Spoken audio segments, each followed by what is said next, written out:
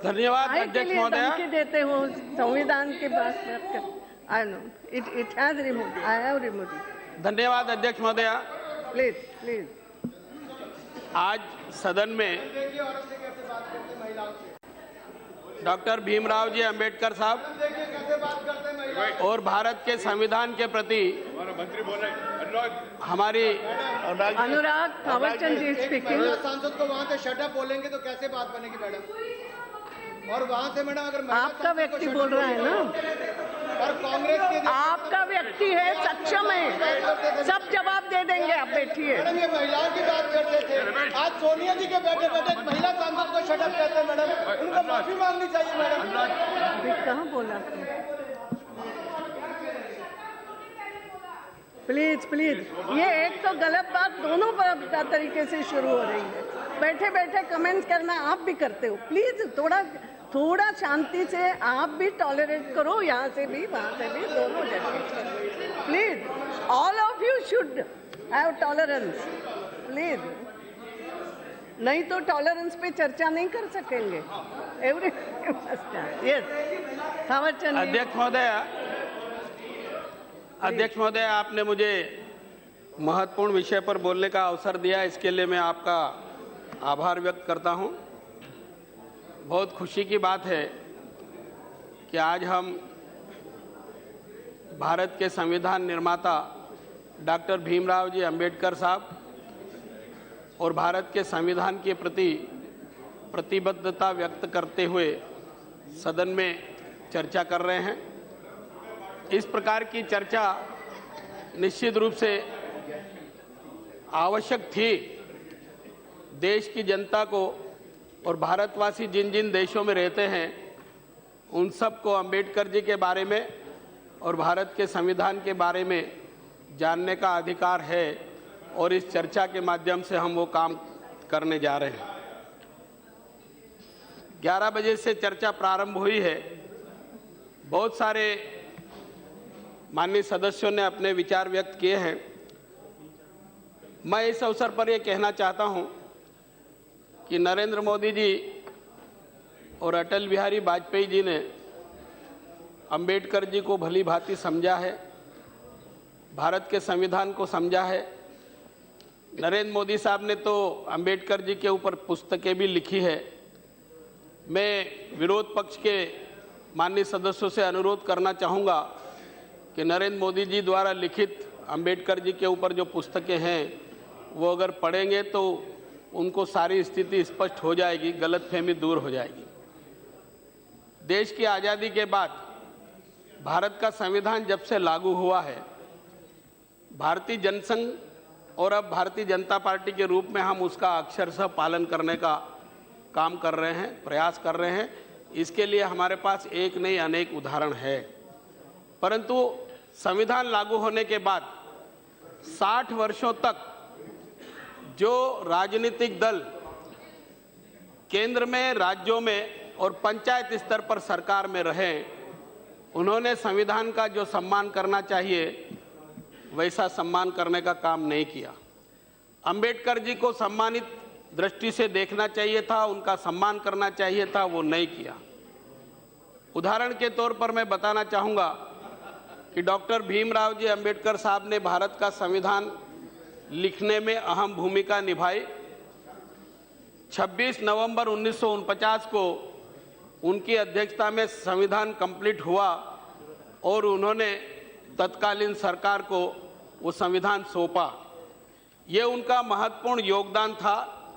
उन्होंने देश की एकता, अखंडता, सार्वभौमिकता, सामाजिक समरसता, आर्थिक, सामाजिक, बौद्धिक दृष्टि से वातावरण अच्छा बने, इस प्रकार का उल्लेख भारत के संविधान में किया है।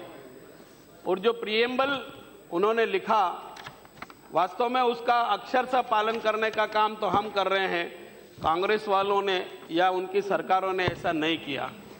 अगर ऐसा किया होता तो मैं उनसे पूछना चाहता हूं कि अंबेडकर जी का तेल चित्र सेंट्रल हॉल में क्यों नहीं लगा था? लंबे समय तक नहीं लगा, 89 तक नहीं लगा। भारत रत्न अंबेडकर जी को मिलना चाहिए था, उनका हक था। कोई एहसान नहीं था, वो 1989 तक क्यों नहीं दिया गया? अंबेडकर जी को भारत रत्न देने का काम और ये तेल चित्र लगाने का काम श्रद्धेय अटल बिहारी वाजपेयी जी और आडवाणी जी की सलाह पर वीपी सिंह साहब ने किया था। कांग्रेस ने क्यों नहीं किया? ये इनके पास अगर कोई जवाब हो तो मेरे बाद में उनकी तरफ से जो भी बोले वो इसका जवाब दें। खड़गे साहब जरा सुनो, आप पहले मेरे विभाग के मंत्री थे, वासनिक साहब भी थे, आपने जो कुछ बोला उसका जवाब मैं दूंगा, सुनो तो सही। मैदान छोड़ के क्यों भाग रहे हो?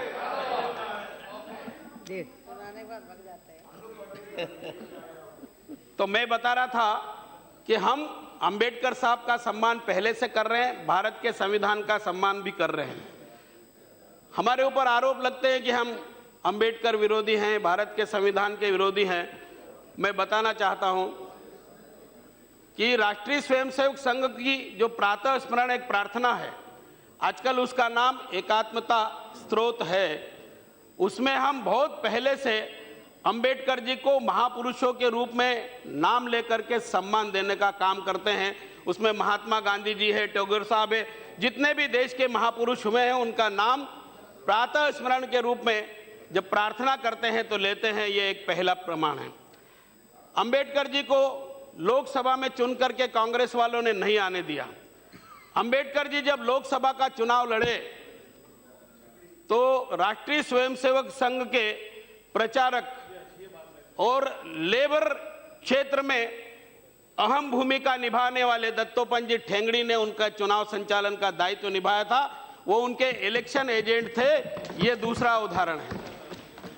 दत्तोपंत जी ठेंगड़ी साहब ने भी अंबेडकर जी पर पुस्तकें लिखी है और उनके जीवन को महत्वपूर्ण बताते हुए उनके द्वारा जो उनकी सोच थी वो देश में तेज गति से लागू करने की आवश्यकता को प्रतिपादित किया है।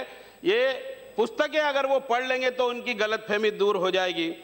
अभी भी ये कहते हैं कि हम संविधान का सम्मान नहीं करते, जबकि मैं ये कहता हूं कि संविधान में जो जो उल्लेखित है प्रीएम्बल्स में, उद्देशिका में, उनका हमने अक्षरशः पालन करने का काम किया है। जैसे देश की एकता और अखंडता अक्षुण्ण रहे, इसके लिए श्यामा प्रसाद मुखर्जी ने बलिदान दिया है। धारा 370, अनुच्छेद 370 इस देश में जब लागू हुआ तो अंबेडकर साहब उसके विरोधी थे, परंतु बहुमत के आधार पर वो लागू हो गई तो उसमें शब्द लिखा अनुच्छेद 370 अस्थायी रूप से होगा। आज तक 60 वर्षों के बाद भी वो कायम है और जब हम उसको समाप्त करने की मांग करते हैं, कांग्रेस के लोग उसका विरोध करते हैं, दूसरे लोग भी विरोध करते हैं। मैं सदन से पूछना चाहता हूं कि जम्मू कश्मीर भारत का अभिन्न अंग है कि नहीं है? सब कहेंगे वो भारत का अभिन्न अंग है। फिर भारत की संसद कोई कानून बनाती है तो वहां लागू क्यों नहीं होता? मैं पूछना चाहता हूं उनसे।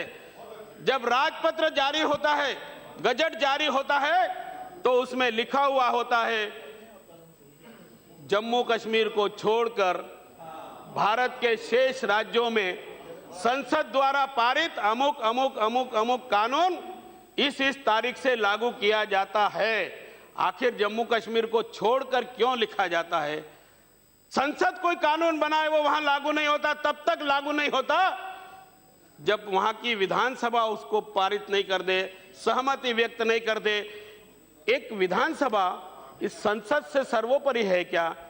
और जब उसको विशेष दर्जा दे रखा है, यहाँ का व्यक्ति वहां जाकर के कोई मकान नहीं बना सकता, स्थायी निवासी नहीं हो सकता, मतदाता होकर के चुनाव नहीं लड़ सकता, और यहाँ तक कि वहां की किसी बहन बेटी के साथ विवाह के संबंध भी नहीं कर सकता।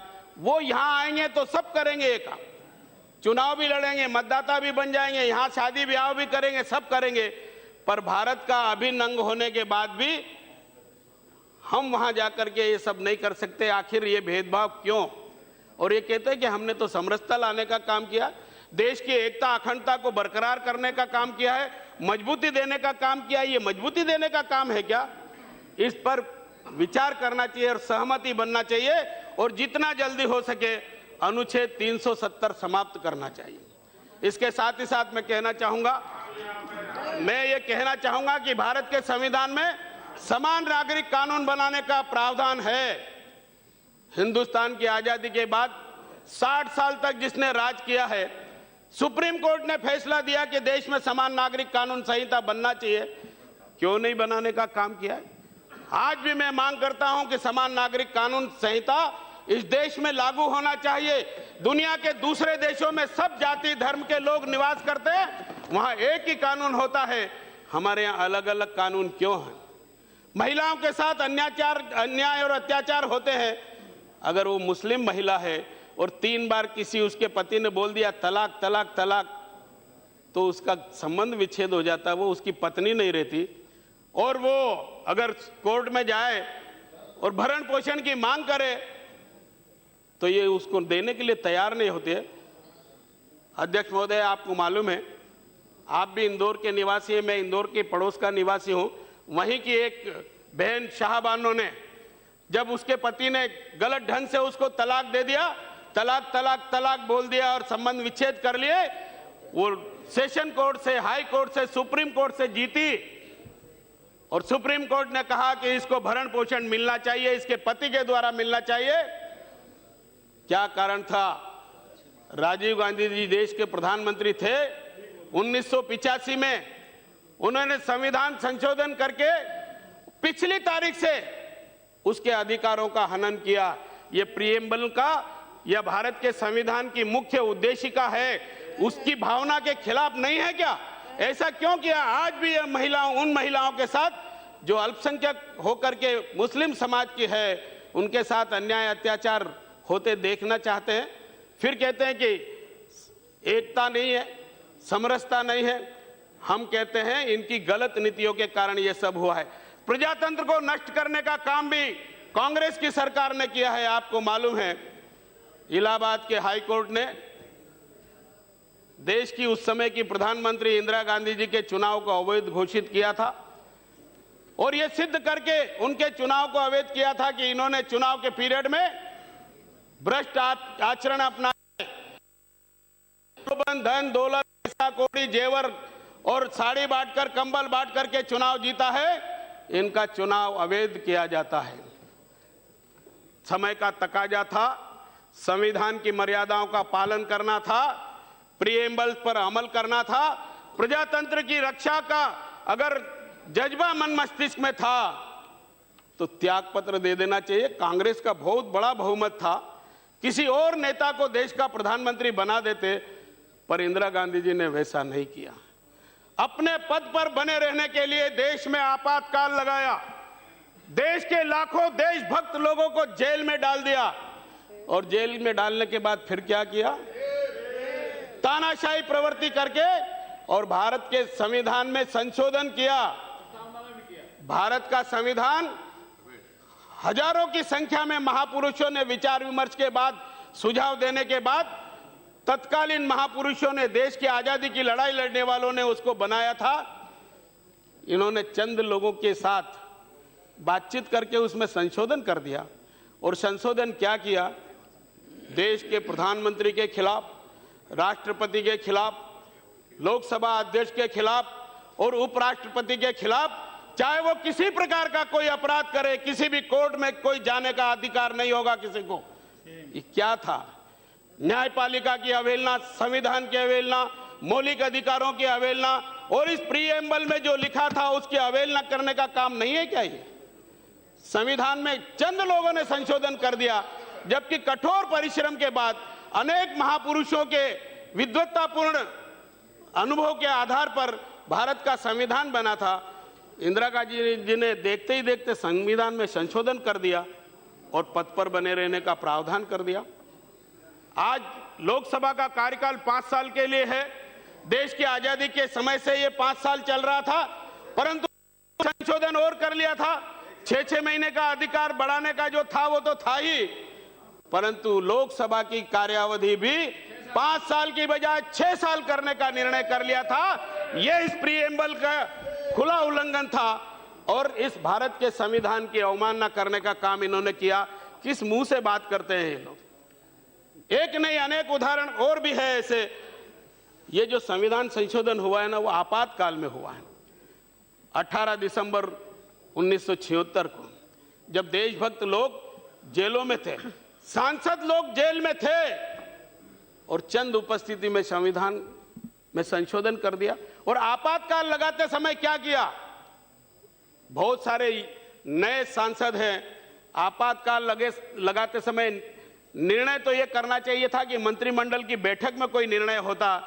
मंत्रिमंडल के लोगों को पता नहीं, राष्ट्रपति को पता नहीं कहां रात को 12 साढ़े 12 बजे खबर करी कि हम एक प्रस्ताव भेज रहे हैं, आप दस्तखत कर दो, और उन्होंने दस्तखत कर दिए। वो भी विदेश में कहीं थे और वहां से दस्तखत कर दिए। आजकल तो ईमेल और ये है सिस्टम है, उस समय टेलीफोनिक स्वीकृति ले ली और बाद में कहीं फैक्स वैक्स करके और सहमति ली।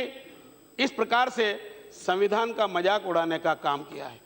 हमने प्रजातंत्र की रक्षा के लिए जनसंघ को त्याग दिया और प्रजातंत्र मजबूत हो, तानाशाही प्रवृत्ति इस देश में नहीं आए, इसलिए हमने जनता पार्टी बनाई।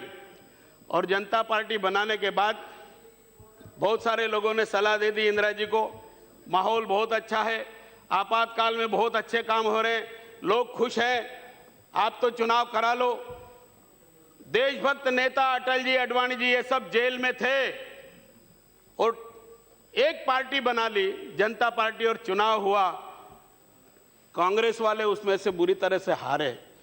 फिर मोरारजी देसाई साहब ने जाकर के वो जो संविधान में संशोधन किए थे उनको वापस करने का काम किया। मैं पूछना चाहता हूं उनको कि संविधान में जो प्रीएम्बल्स में या बहुत सारे प्रावधान उल्लेखित हैं, उसका पालन करने का काम किसने किया? अगर ये आप हृदय पर हाथ रख के देखोगे तो आपको स्पष्ट उत्तर दिखाई देगा कि भारतीय जनता पार्टी के लोग उसमें सम्मिलित थे, मोरारजी देसाई थे। मैं पूछना चाहता हूं, कांग्रेस के एक बार नहीं अनेक बार टुकड़े हुए। अभी खड़गे साहब बोल रहे थे वीपी सिंह जी भी तो कांग्रेसी थे, अलग क्यों हुए थे? चौधरी चरण सिंह जी कांग्रेस के थे, अलग क्यों हुए थे? चंद्रशेखर जी कांग्रेस के थे, अलग क्यों हुए थे? मोरारजी देसाई कांग्रेस के थे, हाँ वो भी कांग्रेसी थे, अलग क्यों हुए? जगजीवन राम साहब कांग्रेसी थे, अलग क्यों हुए? केवल इसीलिए अलग हुए कि कांग्रेस की सरकार देश में और राज्यों में संविधान के अनुरूप काम नहीं कर रही थी, गलत नीतियां अपना रही थी, अच्छी नीयत से काम नहीं कर रही थी, नीति गलत थी, नीयत भी गलत थी। इसीलिए ये लोग कांग्रेस छोड़ करके बाहर आए। आखिर इस पर कभी विचार करोगे कि नहीं करोगे? और वो केवल आंतरिक मतभेद थे, इस कारण से छोड़कर नहीं गए थे। संवैधानिक जो प्रावधान थे उनको भी ध्यान में रख करके वो अलग हुए थे, क्योंकि संविधान में जो जो उल्लेख किया गया है उन बातों को ये लोग मानने के लिए तैयार नहीं थे। केवल मैं और मेरा परिवार, इसके अलावा कोई प्रजातंत्र नहीं, कोई कुछ नहीं, ये परिवारवाद लगाया था। इसलिए बहुत सारे निष्ठावान कांग्रेस के लोगों ने कांग्रेस छोड़ने का काम किया था। मैं आपको बताना चाहूंगा कि नरेंद्र मोदी जी ने मुझे सामाजिक न्याय और अधिकारिता मंत्रालय का दायित्व दिया और उसके बाद मुझे ये भी कहा कि अंबेडकर जी से संबंधित जो भी मान बिंदु है, जो जो स्थल है, वहां स्मारक बनाना है, यादगार बनाना है उनको। और हमने तय किया कि 26 अलीपुर रोड, जहां अंबेडकर जी दिल्ली में रहते थे, उस समय निवास करते थे, वो निजी संपत्ति थी। आदरणीय रामविलास जी पासवान साहब ने बताया, निजी संपत्ति थी। अटल जी की सरकार के टाइम उसको भारत सरकार ने खरीदा और स्मारक के रूप में उसको घोषित किया। नरेंद्र मोदी साहब की सरकार ने निर्णय लिया कि वहां 100 करोड़ रुपए की लागत से भव्य स्मारक बनाने का काम करेंगे, राष्ट्रीय स्मारक बनाने का काम करेंगे। उसकी फाइनल स्वीकृति वगैरह हो गई, टेंडर हो गए, वर्क ऑर्डर हो गए। हम उसका निर्माण कार्य शुरू करने वाले हैं। उम्मीद है कि 6 दिसंबर के आसपास या आगे पीछे कोई डेट हो सकती है, उस तारीख को हम इसका निर्माण कार्य शुरू करने वाले। 15 जनपद जहां अंबेडकर फाउंडेशन का कार्यालय है, हमने उस स्थान पर अंबेडकर अंतर्राष्ट्रीय स्टडी सेंटर अनुसंधान केंद्र 195 करोड़ की लागत से निर्माण कार्य करने का निर्णय लिया और 20 अप्रैल 2015 को इसके काम की शुरुआत कर दी। खड़गे साहब बोल रहे थे कि ये तो हमने किया था। भाई आपने किया था तो आपने निर्माण कार्य शुरू क्यों नहीं कर दिया? ये मांग लोग लंबे समय से कर रहे थे, 20 साल से कर रहे थे। 26 अलीपुर रोड वाली और ये 15 जनपद वाली, ये कुछ नहीं कर सके थे। इनके टाइम पर मांग पत्र आए थे, विचार करने के लिए विभागीय अधिकारियों को इन्होंने लिखा पढ़ी जरूर की थी और प्रस्ताव की शुरुआत करने का निर्णय इस समय नहीं हुआ था, वो हमने किया है। और अगर इतना ही है तो मैं एक और उदाहरण देता हूं। अंबेडकर जी का जन्म आपके संसदीय क्षेत्र महू में हुआ था। कांग्रेस की सरकार थी, इनको मालूम था कि अंबेडकर जी का जन्म महू में हुआ है। उनके पिताजी सूबेदार थे सेना में और सेना के द्वारा उनको जो क्वार्टर मिला था उस क्वार्टर में उनका जन्म हुआ था। वहां स्मारक बनाने का काम इन्होंने क्यों नहीं किया? जब पटवा जी मुख्यमंत्री बने और मैं भाग्यशाली हूं, उन्होंने मुझे राज्य मंत्री का दायित्व दिया था और मुझे कहा कि थावरचंद तुम जाओ, वहां 2 समितियां काम करती है, उन समिति वालों से बात करो, अपन वहां भव्य स्मारक बनाएंगे अंबेडकर जी का, ताकि देश और दुनिया उसको देखे और एक यादगार के रूप में वो बने। मैं गया वहां, अर्जुन धारू एक समिति के अध्यक्ष थे, शील भंते जी दूसरी कमेटी के अध्यक्ष थे। मैंने उन दोनों से बात की, दोनों ने कहा बहुत अच्छी बात है, खुशी की बात है, आप पैसा हमको दे दो, हम बनाएंगे। एक समिति बोले हमको दे दो, दूसरी समिति बोले हमको दे दो। मैंने जाके पटवा जी को बताया, पटवा जी ने फिर एक योजना बनाई, कलेक्टर को अध्यक्ष बना दिया और उन दोनों को उस कमेटी का मेंबर बना दिया और मुझे और बाबूलाल जी गौर को भी बनाया। रक्षा मंत्रालय को पत्र लिखा, मैं आया, रक्षा मंत्री से मिला, वो जमीन मध्य प्रदेश सरकार ने रक्षा मंत्रालय की अनुमति से, और आपने देखा अटल बिहारी वाजपेयी जी के हाथों से अंबेडकर जी का जन्मदिन था 14 नवंबर 1951, उसके निर्माण कार्य की शुरुआत, हाँ 14 अप्रैल 1951 उसका निर्माण कार्य अटल जी के हाथों शुरू हुआ था। अटल जी की हाथ से जब शुरुआत हुई उसके बाद योग से 92 में मध्य प्रदेश की सरकार भंग हो गई और मध्य प्रदेश की सरकार भंग हो गई 10 साल तक। थावरचंद जी 7 बज गई, हम यही आप कल इसको कंटिन्यू रखना, अच्छी बात बता रहे हैं। Yes, tomorrow you will complete it, you want to complete, let him complete and then we can adjourn. Okay, तो जब तक ये कंप्लीट करें आप 5-10 मिनट में कंप्लीट करेंगे? नहीं, कम से कम 15-20 मिनट, कम से कम 15-20 मिनट, लेट हिम सिट, कम से कम 15-20 मिनट चाहिए। Please please. मैम, टुमारो फिर से सुनना चाहोगे अच्छी बातें, दैट्स गुड, दैट्स भाई आपका नेता ने 1 घंटा 5 मिनट बोला, नो दे आर तो इसमें क्या प्रॉब्लम? बोल दीजिए ना, लेट हिम कंप्लीट यार, suggestion has come from the government. Okay, आप सब लोग ये करें, थावरचंद जी का भाषण कंप्लीट होने तक सदन आगे बढ़ाया जाता है। You can complete. मैं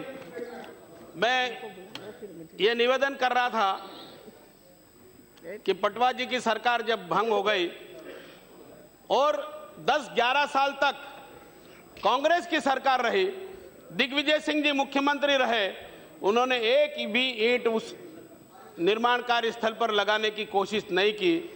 और उसके बाद में जब फिर से भारतीय जनता पार्टी की सरकार आई, उमा भारती, बाबूलाल जी गौर और उसके बाद शिवराज सिंह जी चौहान ने लगभग 14 करोड़ रुपए खर्च करके भव्य स्मारक बनाया और पिछले 9 साल से मध्य प्रदेश की सरकार वहां अंबेडकर जी के जन्मदिन 14 अप्रैल को अंबेडकर महाकुंभ का आयोजन करती है, लाखों लोग आते हैं, सारा खर्चा मध्य प्रदेश की सरकार उठाती है। इसके साथ ही साथ नागपुर दीक्षा भूमि है, दीक्षा भूमि में स्मारक बना हुआ एक समिति उसका संचालन करती है, पर उसका सुदृढ़ीकरण और उसका विस्तार करने का काम किसने किया? तो मैं याद दिलाना चाहता हूं, भाजपा शिवसेना की सरकार थी। नितिन गडकरी जी उस सरकार में कैबिनेट मंत्री थे, लोक निर्माण मंत्री थे, और लोक निर्माण मंत्री और नागपुर के निवासी होने के नाते उन्होंने उस भव्य स्मारक को सुदृढ़ीकरण प्रदान किया और उसको विस्तारित करने का काम किया। कांग्रेस वालों को तो किसी ने रोका नहीं था। चैत्य भूमि जहां अंबेडकर जी का अंतिम संस्कार हुआ था, लंबे समय से मांग चली आ रही थी कि वो जो पड़ोस की मिल बंद हो गई, हिंदू मिल, उस जमीन को अधिग्रहित कर लिया जाए और चैत्य भूमि को विस्तारित करने का काम किया जाए, परंतु कांग्रेस ने ऐसा नहीं किया। अब किया तो किसने किया? भाजपा शिवसेना की सरकार ने किया और नरेंद्र मोदी जी के हाथों उस निर्माण कार्य का भूमि पूजन करवाया। 400 करोड़ के लगभग की वो योजना है। चिचोली नागपुर के पास में एक गांव है। अंबेडकर जी की जो सारी सामग्री, जिस टाइपराइटर से उन्होंने भारत का संविधान टाइप किया था, उनकी वेशभूषा के सभी सामग्री वहां रखी हुई, लंबे समय से मांग की जा रही थी कि वो खराब हो रही है, उसको ठीक करा जाए, उसको व्यवस्थित रखने का काम किया जाए, पर कांग्रेस की महाराष्ट्र की सरकार ने एक भी नहीं सुनी। भाजपा शिवसेना की सरकार आई और उन्होंने उसको भी व्यवस्थित करने का निर्णय लिया है और 650-700 करोड़ की धनराशि उस काम के लिए स्वीकृत की है। अंबेडकर जी का गांव, जहां उन्होंने जन्म तो महू में हुआ था, परंतु जहां उनके परिवार के लोग रहते थे, उसको गोद लेकर के उसको आदर्श गांव बनाने का काम भारतीय जनता पार्टी के राज्यसभा सदस्य अशोक जी सांवले ने किया है, अमर सांवले साहब ने किया है। इसके साथ ही साथ 1921, 22, 23 में अंबेडकर जी जब लंदन में गए थे पढ़ने के लिए, जिस मकान में रहते थे उसको भी स्मारक बनाने का काम कांग्रेस वालों ने नहीं किया है। भाजपा शिवसेना की सरकार, देवेंद्र फडणवीस साहब ने उसको खरीदा और प्रधानमंत्री जी ने जाकर के अभी इस 12 तारीख को ही उसको स्मारक घोषित करने का काम किया है। आखिर ये सब काम कांग्रेस वालों ने क्यों नहीं किए? ये अपने आप में ये सिद्ध करता है कि कांग्रेस वालों ने अंबेडकर जी का सम्मान नहीं किया, कांग्रेस वालों ने भारत के संविधान का भी सम्मान नहीं किया। मैं आपको एक बात और बताता हूं, संविधान का किस प्रकार से दुरुपयोग किया। ढांचा टूटा अयोध्या का, वो राम मंदिर था, राम मंदिर है और राम मंदिर वहां बनेगा। ढांचा टूटा उत्तर प्रदेश में, उत्तर प्रदेश की सरकार को भंग करते, वहां तक तो समझ में आता, परंतु मैं संविधान पर बोल रहा हूं, संविधान पर बोल रहा हूं, उसका उल्लंघन आपने कैसे किया वो बोल रहा हूं। उत्तर प्रदेश की सरकार के खिलाफ अगर कोई कार्रवाई करती केंद्र की कांग्रेस सरकार तो समझ में आता। हिमाचल की प्रदेश की सरकार को भंग किया, मध्य प्रदेश की सरकार को भंग किया, राजस्थान की सरकार को भंग किया, गुजरात की सरकार को भंग किया। इस प्रकार से इन्होंने भारत के संविधान का खुला दुरुपयोग करने का काम किया और आज ये कहते हैं कि हम संविधान का अनुपालन करते हैं। ये घोर असत्य और निराधार बात करने का काम कर रहे हैं। मैं एक बात और कहना चाहता हूं, खड़गे साहब बोल के गए कि एससी सब प्लान में कटौती हुई है, एसटी सब प्लान में कटौती हुई है। आप जरा 11-12 और 12-13 के आंकड़े देख लो, 11-12 और 12-13 के आंकड़े देख लो। नियम ये कहता है कि आबादी के मान से मिलना चाहिए। अगर एससी प्लान में 15% की धनराशि आपके टाइम अगर जारी हुई हो, आप बता देना, मैं राजनीति से त्याग पत्र देकर के संन्यास ले सकता हूं, और नहीं तो आपके नेता को बोल देना 3-4% से ज्यादा कभी भी एससी सब प्लान आपके राज में नहीं मिला है। अगर ज्यादा मिला है 7.5-8%, तो 2014-15 में नरेंद्र मोदी जी की सरकार के टाइम। और उसके बाद क्या उदाहरण आप जब 15-16 का उदाहरण दे रहे हैं, वो 15-16 का जो उदाहरण है वो इसलिए है कि राज्यों को पहले केंद्र का 32% हिस्सा दिया जाता था। 14वें वित्त आयोग की रिपोर्ट के आधार पर नरेंद्र मोदी जी की सरकार ने 32 की बजाय 42% राज्यों को जारी कर दिया और 42% के अलावा भी नगरीय निकायों के लिए, नगरीय प्रशासन के लिए 5% और अलग से दिया है। 2% पंचायती राज व्यवस्था के लिए दिया है और 2% खर्च के लिए दिया है। 32% की बजाय 49% राज्यों को दे रहे हैं। राज्यों से हमारी अपेक्षा है कि एससी सब प्लान और एसटी सब प्लान में वो धनराशि आवंटित करे। और जहां तक मेरे विभाग का सवाल है, मेरे विभाग की योजना के अंतर्गत एससी सब प्लान में पहले की तुलना में बढ़ोतरी हुई है। मुकुल वासनिक साहब भाषण दे गए, खड़गे साहब भाषण दे गए, दोनों के पास ये मंत्रालय था। मैं उनसे पूछना, तारिक अनवर साहब, मैं उनसे पूछना चाहता हूं कि 11-12 और 12-13 और 13-14 की स्कॉलरशिप राज्यों को जारी क्यों नहीं की थी? क्यों नहीं जारी की थी? ये कोई बताने वाला है? आज नहीं तो कल बताएं। उनके समय का एरियर आज राज्यों को बाकी है और राज्य उस कारण से हमारे पास आ रहे हैं कि हमको 11-12 का, 12-13 और 13-14 का दे दो, नहीं तो पंजाब, राजस्थान और जितने भी राज्य हैं उन सबसे पूछ लो। धनराशि तो आपके समय की बकाया है और आज इस प्रकार की बातें करके जनता को भ्रमित करने का काम करते हैं, ये उचित नहीं है। खड़गे साहब आज विचलित हो रहे थे। अगर मैं ये कहूं कि बौखला भी रहे थे तो कोई अतिशयोक्ति नहीं होगी, क्योंकि उन्होंने जो वास्तव में कहना चाहिए वो तो नहीं कहा, परंतु अनर्गल बातें करने की कोशिश की। कांग्रेस की सरकार के टाइम अनुसूचित जाति और जनजाति के आरक्षण पर संकट आया। पूछना चाहता हूं मैं कांग्रेस वालों से कि सुप्रीम कोर्ट में रीट किसने लगाई कि धर्मांतरित लोगों को भी, जो कभी हिंदू जाति के थे और अनुसूचित जाति में आते थे, उन्होंने धर्मांतरण कर लिया है और धर्मांतरण करने के बाद भी उनको अजा का दर्जा दिया जाओ। इसकी योजना कहां बनी? बैठक कहां हुई? किसके नेता के घर हुई? मुझे तो मालूम है, पर नाम बताऊंगा तो अभी आप हल्ला करने लगेंगे। आपकी नेता के यहां बैठक हुई और उन्होंने कहा कि ठीक है, आप सुप्रीम कोर्ट में जाओ, हम सरकार से आपकी भावना अनुसार, जो हमारा वकील है सरकारी अटॉर्नी जनरल, उससे हम अनुशंसा करवा देंगे कि हां ऐसा कर दिया जाए। सच्चर कमेटी किसने बनाई? रंगनाथ मिश्रा कमीशन किसने बनाया? और उनकी रिपोर्ट अगर आई है और उन्होंने ये कहा है कि इस देश में अनुसूचित जाति, जनजाति और पिछड़ा वर्ग और विशेषकर अल्पसंख्यक मुस्लिम समाज के लोग, उनकी हालत खराब है, अगर ये उन्होंने रिपोर्ट दी है तो इसके लिए जिम्मेदार कौन है? कांग्रेस है। जो मुहावरा वो खड़गे साहब सुना गए, उसी मुहावरे को मैं तो नहीं दोहराना चाहता हूं, परंतु उन्होंने षड्यंत्र रचा और बोले एससी में से 5% रिजर्वेशन काट के उनको दे दो, एसटी में से 5% काट के दे दो, ओबीसी में से 5% काट के दे दो। वो उस रिपोर्ट, अरे भैया कमीशन, उपाध्यक्ष महोदय, कमीशन की रिपोर्ट में है ये, कमीशन की रिपोर्ट में है ये कमीशन की रिपोर्ट में, सच्चर कमेटी की रिपोर्ट में, रंगनाथ मिश्रा कमेटी की रिपोर्ट में है। मैं ये कहना चाहता हूं कि भारत के संविधान बनाने वालों ने, अंबेडकर जी ने, सरदार पटेल और अनेक महापुरुषों ने इस विषय पर पहले से चर्चा की।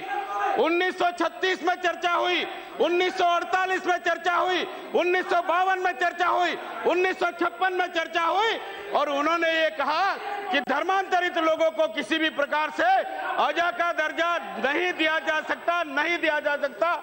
और सुप्रीम कोर्ट ने भी एक बार नहीं अनेक बार फैसला दिया है कि जो धर्मांतरण करके गए हैं और अन्य किसी वर्ग में चले गए हैं, अन्य किसी धर्म में चले गए हैं, उनको अजा का दर्जा या उनको आरक्षण की सुविधा दिया जाना कतई उचित नहीं है।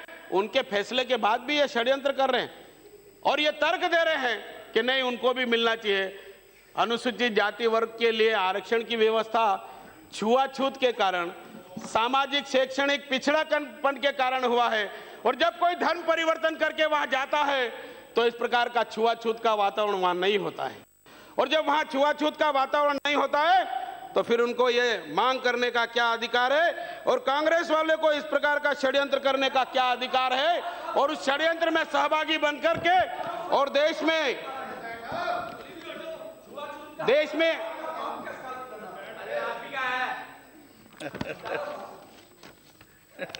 अरे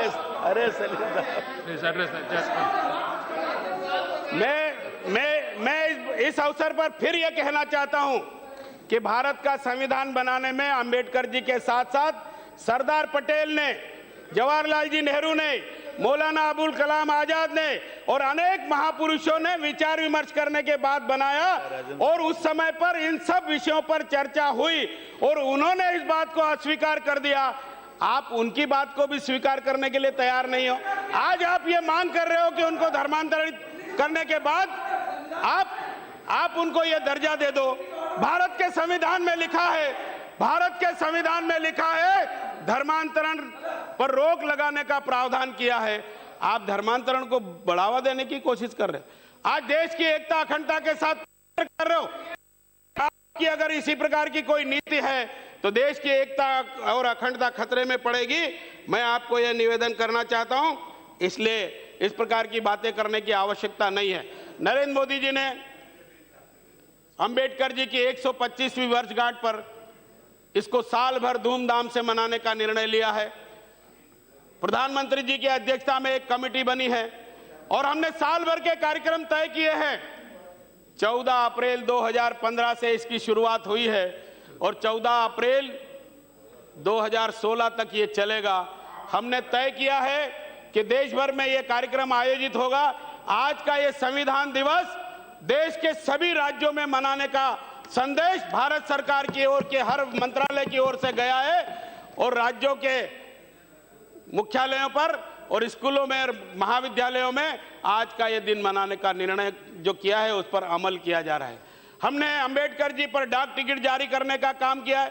अंबेडकर जी पर सिक्का जारी करने का निर्णय हो चुका है, वो जारी होने वाला है। डाक टिकट तो जारी कर दिया। इसके साथ ही साथ साल भर हम अनेक प्रकार के कार्यक्रम करेंगे और एक विशेष कार्यक्रम हमने यह हाथ में लिया है कि देश के 100 स्टूडेंट्स को, छात्र छात्राओं को अंबेडकर जी जहां जहां गए थे पढ़ने के लिए वहां वहां हम भेज रहे हैं। 50 स्टूडेंट के 2 बैच 25-25 के यात्रा करके आए हैं। लंदन गए हैं, कैलिफोर्निया गए हैं, वाशिंगटन गए हैं, अमेरिका गए हैं और वहां जाकर के संगोष्ठियां हुई है, परस्पर विचार विमर्श हुआ है, पैनल डिस्कस हुआ है और हिंदुस्तान के बाहर रहने वाले लोग भी इस कार्यक्रम से अति खुश है। इसके साथ ही साथ आने वाली 26 जनवरी को अंबेडकर जी पर जो झांकियां निकलती 26 जनवरी को, इस पर झांकी निकालने का भी निर्णय हुआ है। मैं ये कह सकता हूं कि अंबेडकर जी का सबसे ज्यादा सम्मान और भारत के संविधान का सम्मान नरेंद्र मोदी जी और अटल जी ने किया। अटल जी के बारे में हमारे रामविलास जी पासवान साहब ने बताया, 97 में गुजराल साहब की सरकार के समय आरक्षण संबंधी 5 आदेश जारी करके जो प्रावधान थे उनको समाप्त कर दिया गया था। अटल बिहारी वाजपेयी जी ने संविधान में संशोधन करके उनको फिर से बहाल करने का काम किया। ये उदाहरण आपके लिए सीख नहीं है क्या? आप उसके बाद भी कहोगे कि हम उसके विरोधी हैं। हम आरक्षण के पक्षधर हैं, ये हम पहले से कह रहे हैं।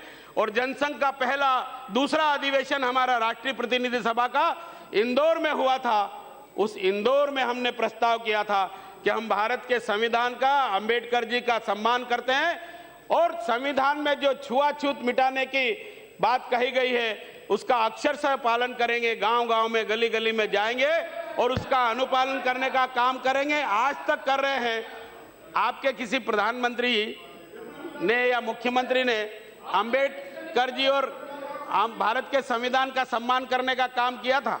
मैं बताना चाहता हूं, नरेंद्र मोदी साहब जब गुजरात के मुख्यमंत्री थे, उन्होंने सुरेंद्र नगर एक शहर है, जिला है, उस जिले में हाथी पर भारत के संविधान को रखा और 1 लाख लोगों की शोभा यात्रा निकाली और उस शोभा यात्रा में 3 किलोमीटर तक पैदल देश के प्रधानमंत्री जो आज है वो गए।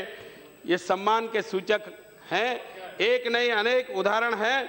हम देशभक्त पार्टी के लोग हैं। देश की एकता अखंडता के लिए सर्वस्व न्योछावर करने वाले लोग हैं। देश हमारे लिए पहले है, फिर पार्टी है और फिर हम हैं। आपके यहाँ क्या है? मैं और मेरा परिवार, फिर पार्टी और फिर देश। एकदम उल्टी सोच आपकी और हमारी ये सोच इस बात को सिद्ध करती है कि हम सबसे ज्यादा हितैषी, भारत के संविधान का सम्मान करने वाले अंबेडकर जी की बात को हम आदर देने वाले हैं। मैं इस अवसर पर यह निवेदन करना चाहूँगा कि सामाजिक समरसता लाने की आवश्यकता है। कांग्रेस की गलत नीति, गलत नीयत के कारण इस देश में अलगाववाद बढ़ा है, आतंकवाद बढ़ा है, अमीर और अमीर हो रहा है, गरीब और गरीब होता जा रहा है। आखिर आप कहते हो हमने बहुत कुछ किया है, तो ये क्यों हो रहा है? अमीर और अमीर हो रहा है, गरीब और गरीब हो रहा है, अलगाववाद बढ़ रहा है, आतंकवाद बढ़ रहा है। अगर राजीव गांधी की हत्या किसी ने की है तो उसके लिए दोषी कौन है? कांग्रेस और कांग्रेस की गलत नीतियां और कांग्रेस की सरकार। इंदिरा गांधी जी की हत्या अगर हुई है तो उसके लिए ये दोषी है। हम तो दुख व्यक्त कर सकते हैं कि हमारे देश के प्रधानमंत्री की इस प्रकार से हत्या हुई, ये दुखद है, ये अच्छी बात नहीं है। पर इसके लिए अगर कोई दोषी है तो कांग्रेस और कांग्रेस की सरकार दोषी है। मैं इस अवसर पर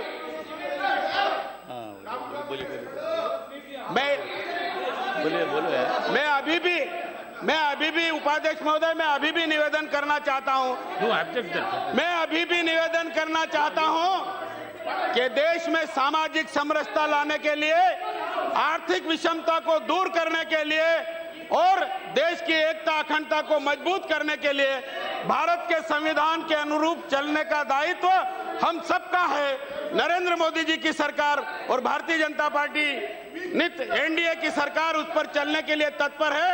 आइए नरेंद्र मोदी जी की सरकार को सहयोग दीजिए और भारत के सपनों को संविधान के अनुसार साकार रूप देने के अपनी भूमिका निभाएं, अपना सहयोग प्रदान करें। इसी आशा और विश्वास के साथ आपने समय दिया, बहुत बहुत धन्यवाद। मेरी बात समाप्त करता हूं।